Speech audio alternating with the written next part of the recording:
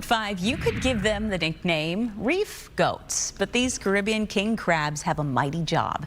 They're hatchery raised in Sarasota, and they've just been released in the Florida Keys. Their goal is to help eat things like algae and seaweed that kill coral reefs. As Fox 13's Kimberly Quizon reports, it's research that could help a worldwide fight. Years of research came down to this moment. It was an absolute elation in the field to actually release those first crabs onto the reef.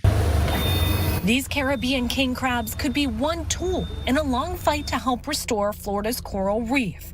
The crabs are hatchery raised at Mote Marine Laboratory's Aquaculture Research Park in Sarasota. Dr. Jason Spadaro is the Coral Reef Restoration Program Manager. They essentially weed our coral garden and shift the competitive advantage to our corals. And then by removing a lot of that algal biomass, they change the physical and chemical environment on the reef and facilitate more coral babies showing up. Dr. Spadaro says the crabs are powerful grazers and consume algae, which can cause disease, block needed sunlight, and choke out oxygen to corals. The Caribbean king crab is very amenable to chewing right through those chemically and physically defended algae that other herbivores will avoid. The crabs were released at a restoration site in the lower Florida Keys. Research will continue to see if there's differences in behaviors and natural instincts from the hatchery-raised crabs. Additional releases are already planned.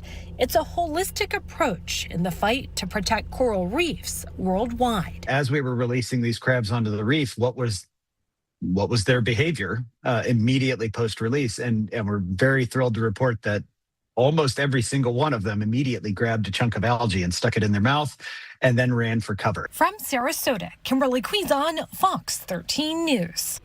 Within the next few years, the goal is to release around 35,000 crabs across the natural marine sanctuary in the Keys. Mote's long-term goal is to produce up to 250,000 juvenile crabs yearly.